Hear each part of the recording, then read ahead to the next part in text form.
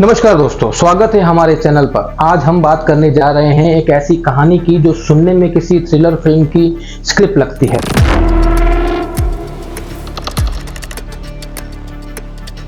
लेकिन ये हकीकत है। ये है इंदौर की राजा रघुवंशी और सोनम रघुवंशी की कहानी, जहां हनीमून का सपना खून से सना हनीफून बन गया।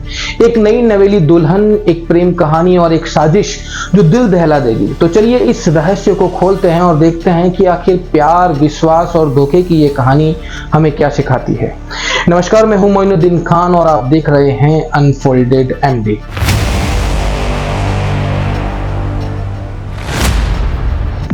इंदौर, मध्य प्रदेश। 11 मई 2025 को राजा रघुवंशी और सोनम रघुवंशी की शादी होती है।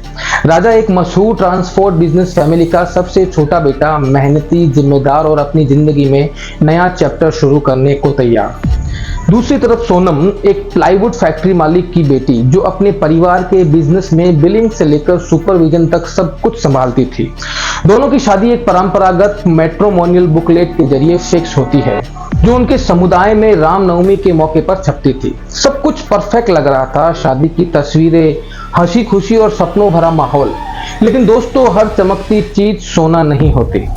शादी के 9 दिन बाद 20 मई को राजा और सोनम हनीमून के लिए मेघालय निकलते हैं। प्लान था गुवाहाटी के कामाख्या मंदिर जाने का, लेकिन अचानक प्लान बदलता है और वो शिलोंग पहुंच जाते हैं। मेघालय की खूबसूरत वादियां, झरने और double decker living root bridge, ये सब किसी रोमांटिक सपने जैसा था। लेकिन दोस्तों, इस सपने के पीछे एक खौफनाक साजिश पक रही थी।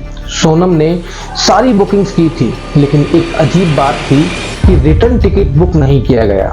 राजा ने अपनी मां को बताया कि सोनम चाहती थी कि वो अपने सारे गहने 10 लाख से ज्यादा की कीमत का सोना पहन कर जाए।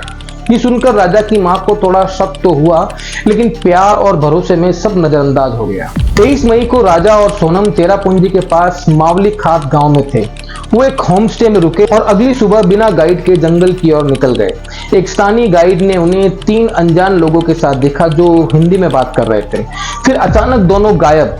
25 मई को उनकी किराए की स्कूटी सोहरीरम गांव में खड़ी मिली। 2 जून को राजा का शव एक गहरी खाई में मिला।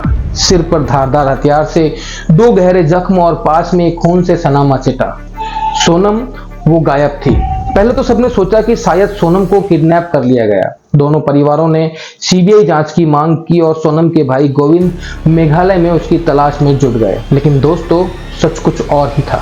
8 जून की रात उत्तर प्रदेश के गाजीपुर में एक ढाबे पर सोनम मिली। पुलिस का कहना है कि वो प्रेशर में सरेंडर करने आई थी, लेकिन कहानी यहीं खत्म नहीं होती।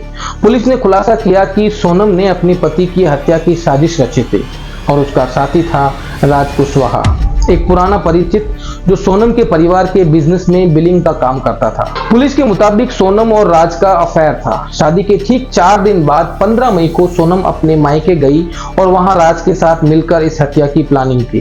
राज ने 3 सुपारी किलर, विकास सिंह चौहान, आकाश राजपूत और आनंद कुर्मी को हायर किया। सोनम ने अपनी लोकेशन शेयर करके इन किलर्स को राजा तक पहुंचाया।